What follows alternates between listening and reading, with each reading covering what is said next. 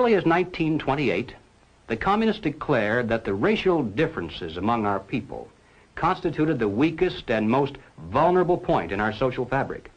By constantly probing and straining at this one spot, they calculated that eventually the cloth could be torn apart and that Americans could be divided, weakened, and perhaps even set against each other in open combat. We mustn't kid ourselves into thinking that the communists have placed their agitators only into the black communities. They're working both sides of the street. They want hatred, violence, and bloodshed between the races, and they don't care how they get it or whom they use, even children if necessary. Here is a book that I think ought to be in every home library. It's entitled Color, Communism, and Common Sense by Manning Johnson. He joined the party as a young man because he honestly believed that the communists were trying to improve the conditions of his people. He was a dedicated communist, and eventually he rose to one of the highest ranks. But after many years, he discovered that instead they were merely planning to use his people in a bloody revolution to destroy America.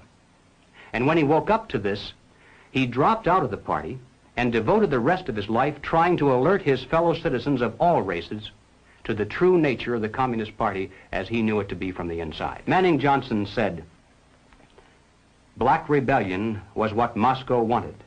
Bloody racial conflict would split America. During the confusion, demoralization and panic would set in. Then finally the Reds say, workers stop work. Many of them seize arms by attacking arsenals. Street fights become frequent. Under the leadership of the Communist Party, the workers organize revolutionary committees to be in command of the uprising. Armed workers seize the principal government offices, invade the residences of the president and his cabinet members, arrest them, declare the old regime abolished, establish their own power." Now, here is a piece of vicious communist propaganda that perhaps some of you have seen. It's called The Crusader. It's written by Robert F. Williams, one of the organizers of the Revolutionary Action Movement. In this issue of The Crusader, the communists call not only for extensive chaos within the cities, but for putting to the torch every village, every forest, every field, and every barn. The plan is for raging fires from one city to the next. The reason? Well, first, there's the value of sheer destruction. Secondly, it would force us to deploy our defenses and rescue units over the widest possible area. The communists point out that as long as our police and National Guard remain concentrated, they're invincible. But if they can be forced to spread out over the entire city and into the countryside as well, then they can be picked off from ambush one by one. And the third value of massive fire to the communists is psychological. The average American, they say, soft and decadent, when he sees billows of black smoke rising from one horizon to the other, when at night the only light he has to see by is the flickering red from flames leaping into the sky, he'll become paralyzed with fear and panic. He'll run away and hide and do nothing to interfere with the guerrilla bands as they strike at the community's power centers. The Crusader explains how to set up sniper units in crowded metropolitan areas, how to manufacture jumbo Molotov cocktails, the gallon jug size, and how to mix the gasoline with certain ingredients to make it burn like napalm, how to pour gasoline into utility manholes in the streets to set fire to the main telephone cables, how to put sulfur tips from matches into air conditioning units and blow up large buildings, how to ignite gas mains and oil storage tanks.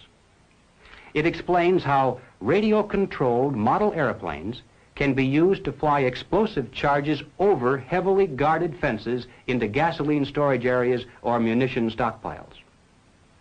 It even calls for infiltration into the National Guard units, revolutionaries posing as non-militants for the purpose of getting free military training and for gaining access to critical military supplies and heavy weapons. And then, finally, Robert Williams says this: any all-out minority revolution must create a state of crisis wherein almost all of the male population would be forced to remain in their homes to protect their property and families. The middle class is very large, but it is not accustomed to deprivation and terror. Because of its affluence, it has waxed soft. It has no stomach for massive fire, blood, and violence. The motive force behind its life drive is its endless pursuit of prestige, conspicuous consumption, and sensual pleasure. A few years of violent, sporadic, and highly destructive uprisings will set the stage for the grand finale.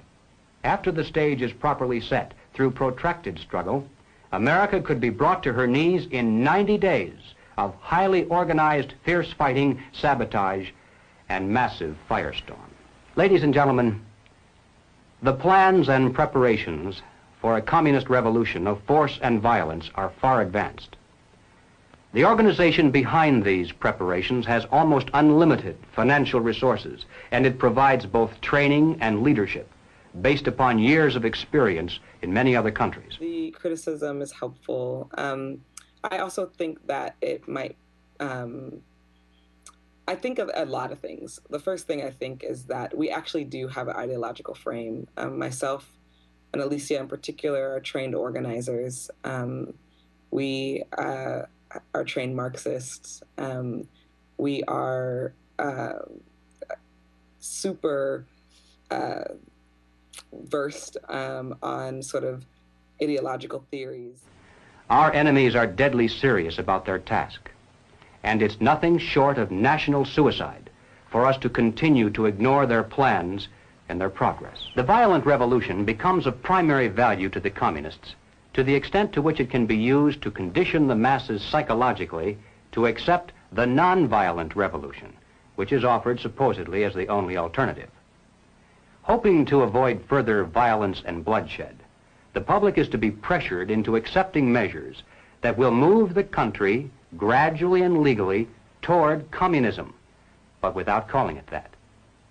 The strategy of the proletarian revolution calls for the quiet conversion of our government into a communist regime, but under the banner of socialism. Well, what is socialism? All right, let's define it. According to the dictionary, socialism is a political concept based upon the principle of government ownership and control of property, the means of production, and the avenues of commerce. Under socialism, those who run the government, and the communists are confident that in America they eventually will be the ones who do so, those who run the government will know who is to get something and who has to wait, and that represents control over human beings. What has all this to do with the communist revolution in America? Well, ladies and gentlemen, it has everything to do with it, because the building of socialism is the communist revolution in America. It represents the process whereby our country can be moved gradually toward communism without the people even being aware of it.